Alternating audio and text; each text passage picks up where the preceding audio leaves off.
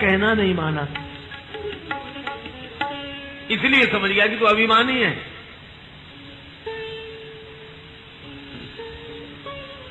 पति होने का अभिमान जब हो तो पत्नी की सुने कैसे? बाली ने कहा तो यही मेरी गलती है और यही अभिमान होने का प्रमाण है कि मैंने अपनी पत्नी का कहना नहीं माना। हाँ, बाली ने कहा कि नाराज न हो तो एक बात कहें। क्या? बोले आपके पूज्य पिता चक्रवर्ती सम्राट महाराज श्री दशरथ जी ने महारानी कैकेयी का ही कहना माना।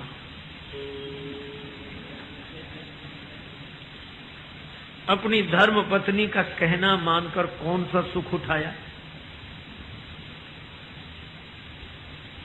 राम जी को हंसी लगी कि आदमी जब अपने पक्ष में तर्क को कुतर्क के रूप में प्रस्तुत करता है तो ऐसे ही उदाहरण देता है। बोलो, दशरथ जी को कौन सा सुख मिला पत्नी का कहना मानने से? और राम जी तो मुस्कुरा के रह गए। लक्ष्मण जी को मनी मन हंसी लगी, यह मिला हमारी तरह बोलने वाला। और राम जी को मुस्कुराते देखा। बस बाली तो चाहता ही यही था कि भगवान के मुख पर मुस्कुराहट दिखाई दे, इसीलिए ऐसी अटपटी बातें कर रहा था। राम जी को मुस्कुराते हुए देखा तो कहा कि प्रभु जब प्रसन्न हो ही गए तो एक बात और सुन लो। क्या? तो बोले आप भी तो श्री सीता जी का कहना मानकर ही हिरण के पीछे गए थे।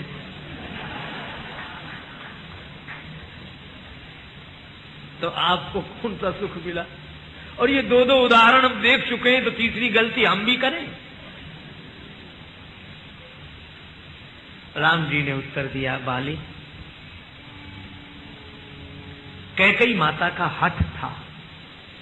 हठवत सब संकट सहे गालव नहुस नरेश। हठ।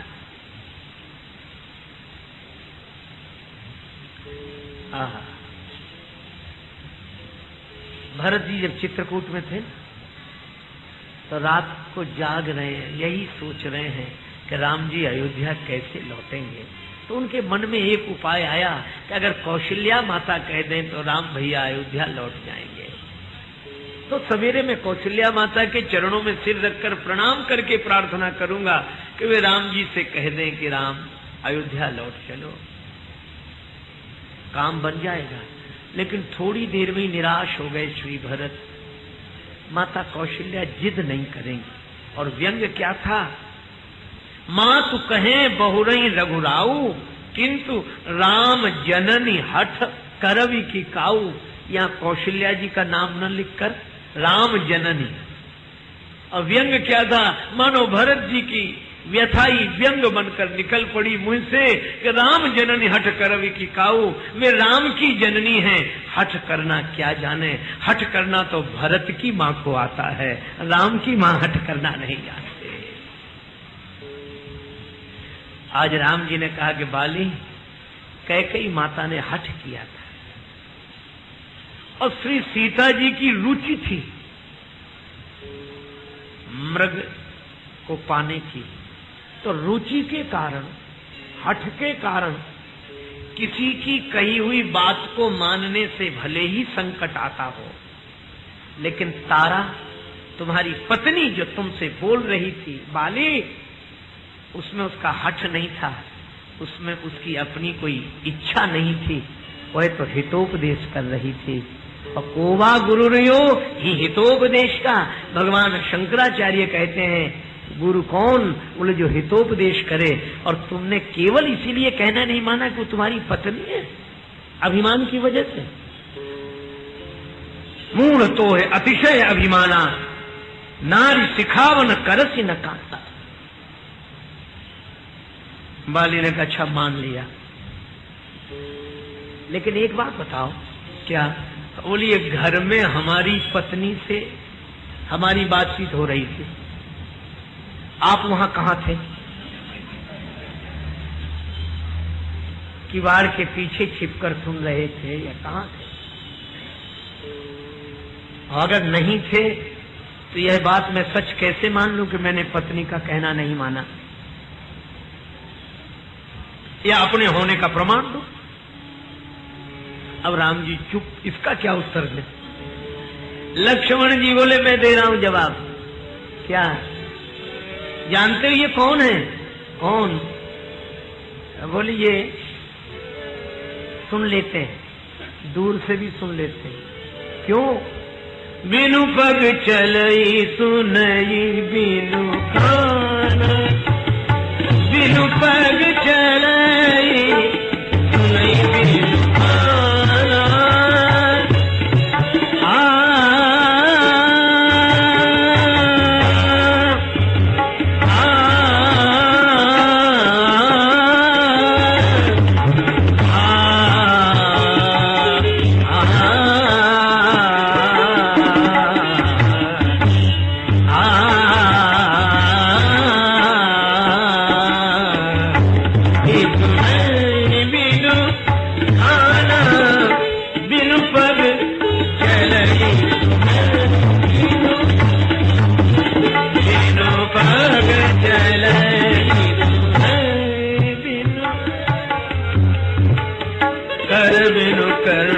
नहीं विधाना, बिनु पग चले सुनई चलई सुनई चलई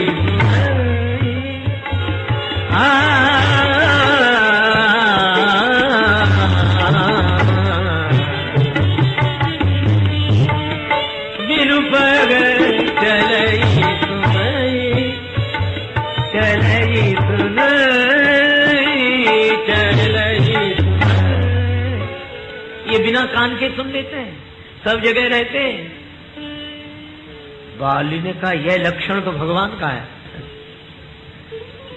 तो क्या आप भगवान हैं? लक्ष्मण जी ने कहा हाँ। बाली ने कहा तो एक प्रार्थना है, अब मेरे तो जीवन का अंतिम क्षण है, बाण लगा है, मैं आपके चरण तक नहीं पहुंच सकता, घिसट कर भी चरण ही यहां तक आ जाए, कृपा करो मैं चरण धूली ले लूं। राम जी तो बड़े करुणा धनी हैं, आगे बढ़ गए। बाली ने राम जी की चरण धूली माथे पर लगाई, जहां बाण लगा था वहां लगाई।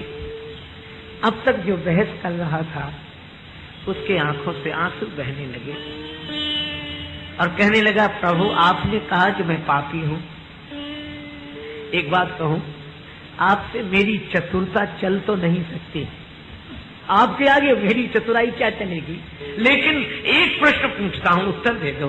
क्या? सुनहु राम स्वामी सन चल न चातुरी मोरी, पर प्रभु अजहू में पापी अंत काल गति तोर। जिसको अंतिम समय में आपका दर्शन हो रहा हो, अंतिम क्षण में जो आपके चरणों की धूल माथे पर चढ़ा रहा हो, वह क्या पापी है? एक बात है, और अगर मैं अब भी पापी हूं तो फिर आप भगवान नहीं, और अगर आप भगवान हैं तो फिर मैं पापी नहीं। क्यों? आपने ही कहा सन्मुख हो ये जीव मोही जब ही जन्म कोटि अघना तब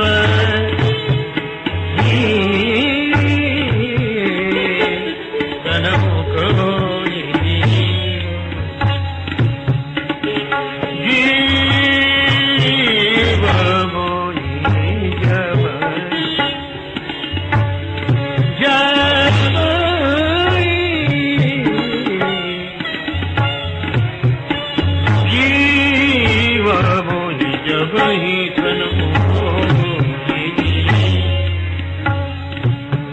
आप कहते हैं कि मेरे समक्ष आ जाए जीव तो अनेक जन्मों का पाप समाप्त हो जाता है, और प्रभु मैं तो आपके सामने ही आ गया, अब भी मैं पापी हूं। प्रभु अजहू मैं पापी दीपावली का उत्सव, शाम होते ही दिए जलने लगते हैं। पतिंगे आज बड़े खुश थे, अनेक दिए जलेंगे। सब इकट्ठे हो गए एक जगह। एक पतिंगे को भेजा गया कि जाकर देख कर आओ दिए जल गए कि नहीं, तब चलें। पतिंगा गया, लौट कर आया, जल्दी चलो दिए जल गए, दिए जल गए। सभी पतिंगे जाने लगे। एक समझदार पतिंगा सयाना था, बोला इसकी बातों में मत आओ, अभी दिए नहीं जले हैं। वो पतिंगा बोला कैसी बात करते, हम देखकर आए। और पतिंगों ने कहा कि ये देखकर आया है, दिए जल गए हैं। तो बूढ़ा पतिंगा बोला कि या तो दिए जले नहीं है या ये पतिंगा नहीं है। ये पतिंगा कैसा जो दिए को जलता हुआ देखकर लौट आए? लौट ही नहीं सकता। दिए को देखकर पतिंगा और लौटे, बस यही बात। या दिए जले नहीं है या ये पतिंगा नहीं है। बाली ने कहा या मैं पापी नहीं हूं या आप भगवान नहीं है। ओ कृपा की नजर गर कृपागार की, हो कृपा की नजर गर कृपागार की, बिगड़ी बन जाए फिर तो गुनाहगार की, हो कृपा की नजर।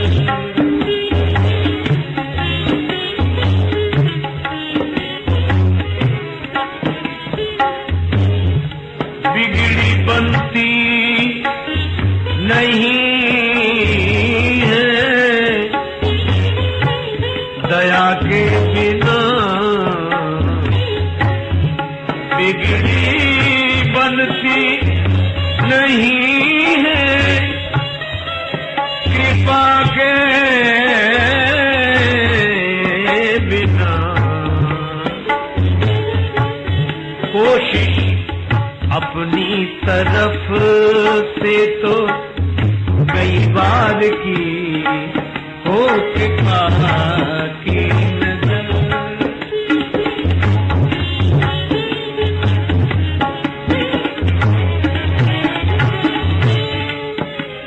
एक तरफ पाप मेरे, एक तरफ प्रभु कृपा,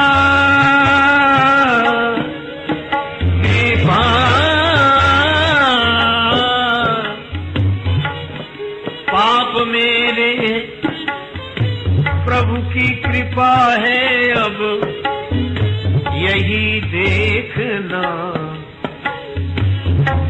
हार होती है मेरी या सरकार की, ओ कृपा की नजर।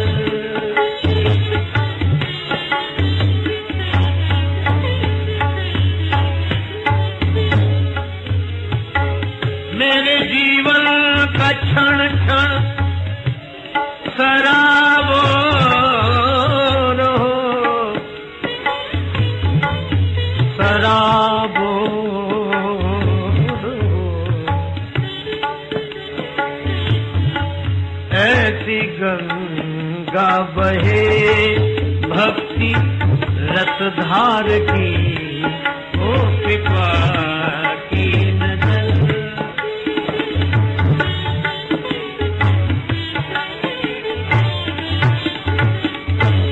अपनी अर्जी तो रख दी है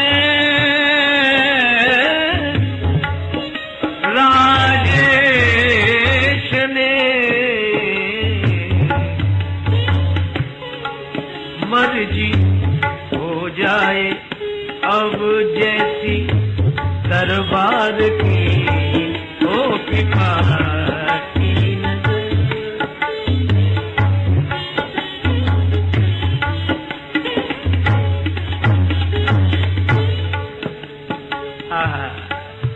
गोस्वामी श्री बिंदु जी महाराज ने लिखा, हमारी बार घर निकले मदन मोहन सनम झूठे, तो सरदारी के सारे नाम भी कर देंगे हम झूठे। जो कदमों ने तुम्हारे तरु शिला केवट उबारे हैं, तो अब कलिकाल में करते हो क्यों साबित कदम झूठे। पतित से पतित पावन का मिला क्या खूब जोड़ा है, पतित से पतित पावन का मिला क्या खूब जोड़ा है। न तुम सच्चों में कम सच्चे, न हम झूठों में कम झूठे। पढ़ा है हमने ग्रंथों में कि तुम अधमों के प्रेमी हो, बता दो ग्रंथ झूठे हैं कि तुम झूठे कि हम झूठे। और करुणा निधि अगर कर दो बिंदु पर करुणा नजर थोड़ी, तो सब झगड़ा ही मिट जाए, न हम झूठे न तुम झूठे।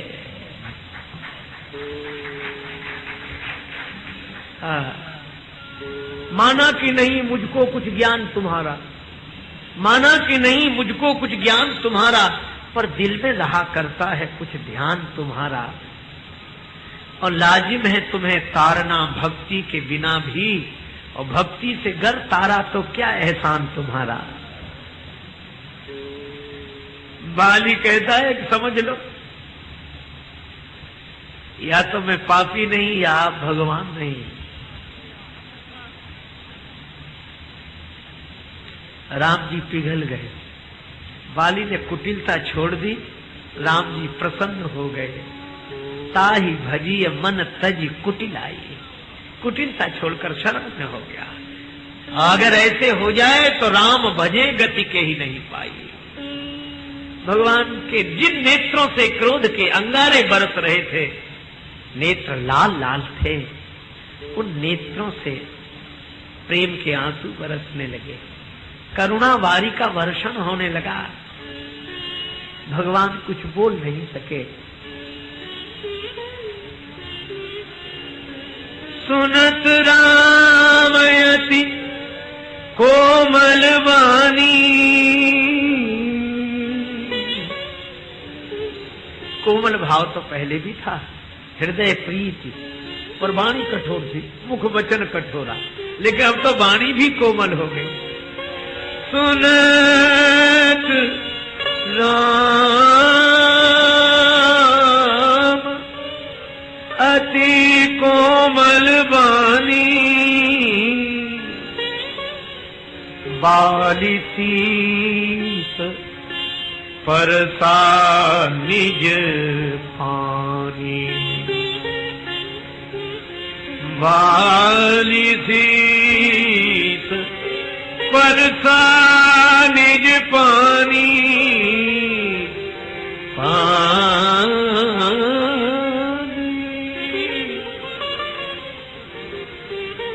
बाली के माथे पर भगवान ने हाथ रख दिया।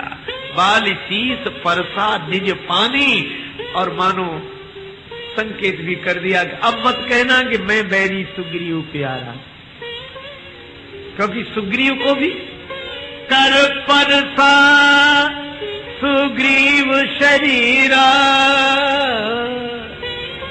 अगर सुग्रीव को भी कर कमल से स्पर्श किया है तो बाली तुम्हें भी, और शब्द दोनों जगह तुलसीदास जी एक ही लिखते हैं, कर परसा सुग्रीव शरीरा, और बाली के लिए भी बाली शीश परसा निज पानी,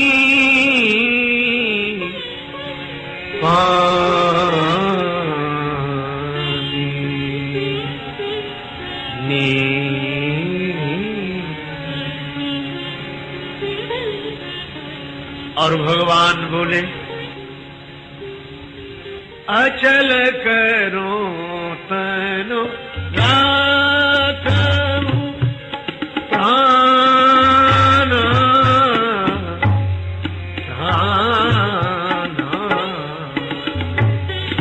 तनो राखूं प्राण,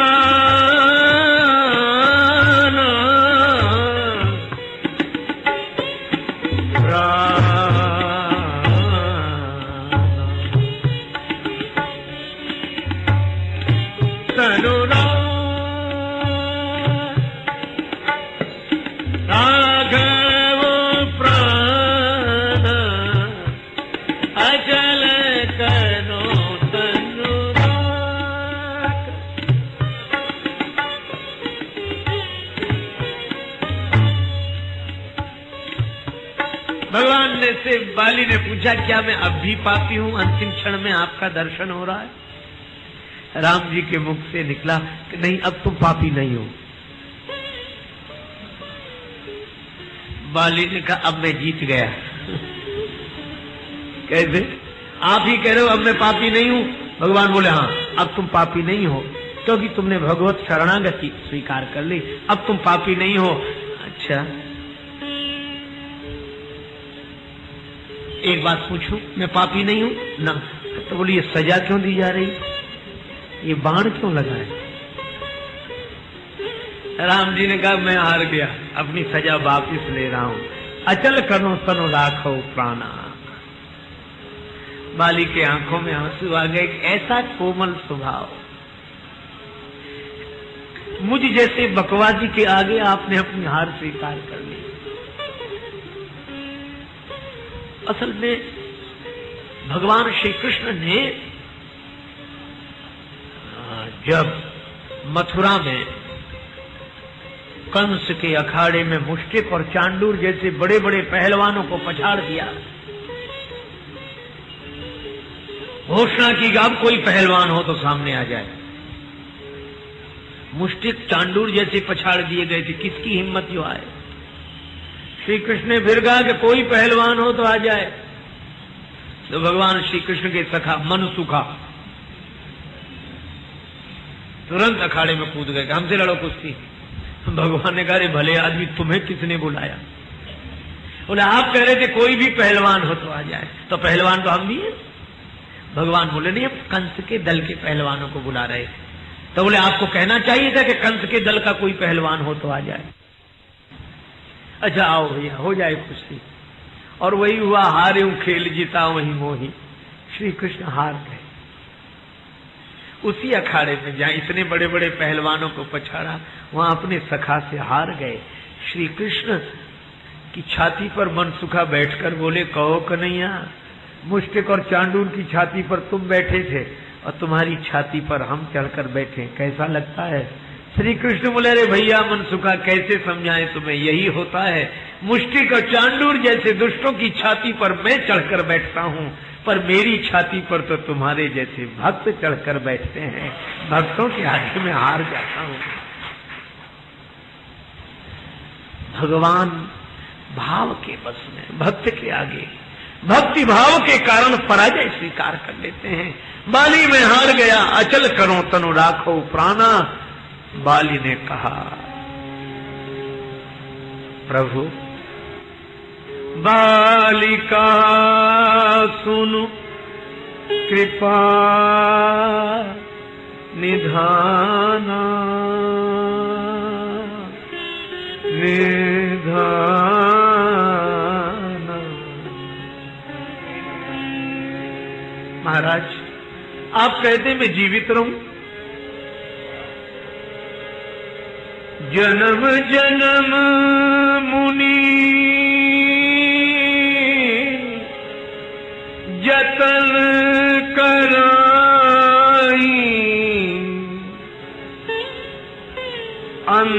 अंतराम कही आवत ना।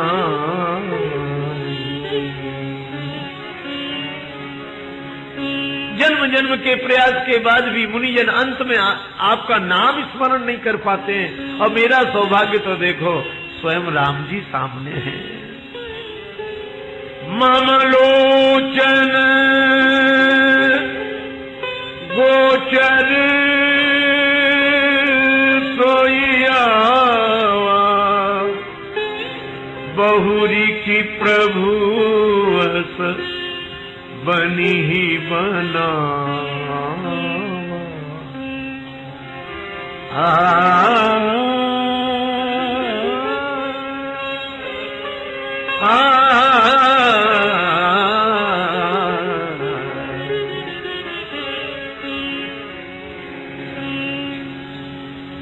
बाली ने कहा, मैं शरीर नहीं रखना चाहता। भगवान बोले, बाली, यह विडंबना जो अभिमानी रहे तब तो दुनिया में रहे और जब भक्त हो गए तो जा रहे हो।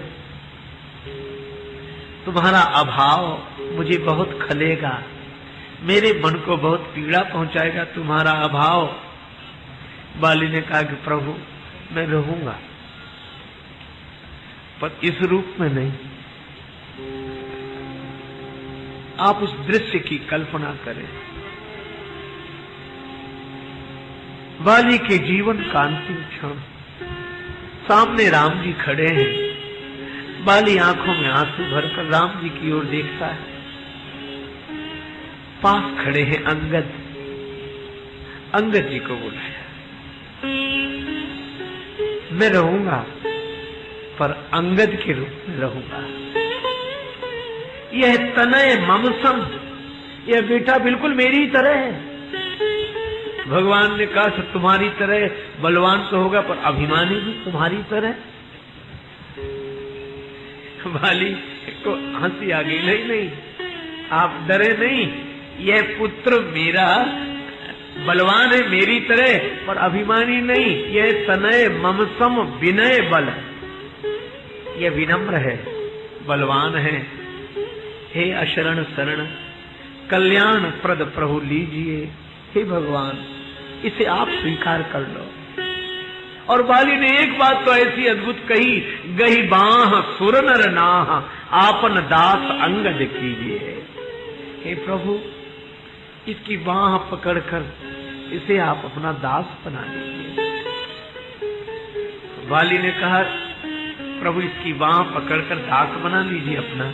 राम जी बोले बाली, जब मुझसे कह रहे हो कि मैं उसकी बाह पकड़ लूं, तो अंगद से क्यों नहीं कहते को मेरा चरण पकड़ ले? मुझसे कह रहे हो कि मैं उसकी बाह पकड़ लूं, तो अंगद से ही कहो कि वो मेरा चरण पकड़ ले। बाली ने कहा कि ऐसा नहीं कहूंगा। कहा क्यों? बोले अंगद से कहूंगा कि वो आपका चरण पकड़ ले तो जिम्मेवारी उसकी होगी, और अगर आप अंगद की बाह पकड़ लेंगे तो जिम्मेवारी आपकी होगी। जीव भगवान को पकड़े तो उसकी जिम्मेवारी है कि कभी छोड़े नहीं, पकड़े रहे। और आप जिसको पकड़ लेते हैं तो जिम्मेवारी आपकी हो जाती है। बाह गहे की लाज राखत आए लाज शरण की। अंगद को स्वीकार कर ले। अब एक प्रार्थना मेरी है, अब नाथ करी करुणा बिलक, अब नाथ करी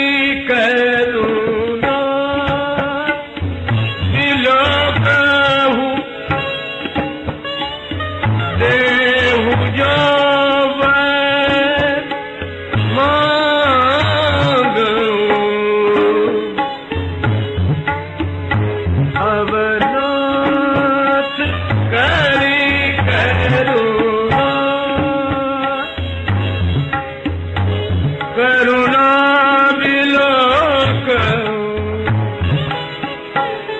देहु जो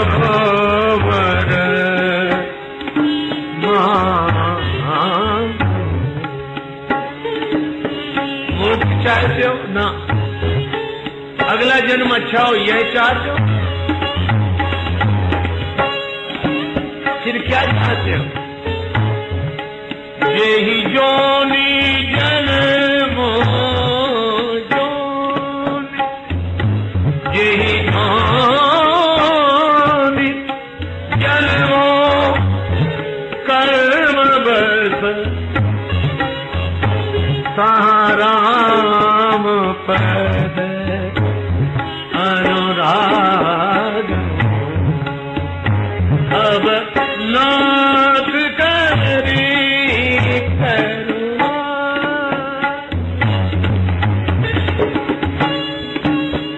जब तो कर्म बसो, पर कृपा यह रहे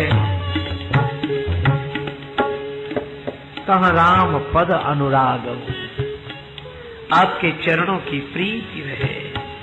तुलसीदास जी कहते राम चरण दृढ़ प्रीत करी बालिकीन तनु त्याग। राम जी के चरणों में दृढ़ प्रेम करके बाली ने शरीर का त्याग कर दिया और ऐसे लगा कि हाथी के गले से माला कब टूटकर गिर गई हाथी को पता नहीं लगता और कब गले में माला गिर गई पता नहीं लगता। सुमन माल जिमि कंठ ते गिरत न जानई नाग। और बाली को भगवान ने भेजा कहां? राम बाली निज धाम पठावा। योनि जन्मों कर्म बस की बात ही नहीं रही, अपने धाम ही भेज दिया। और जो भगवान के धाम पहुंच गया उसकी गति का क्या कहना। तुलसीदास जी कहते राम भजे गति के नहीं पाई राम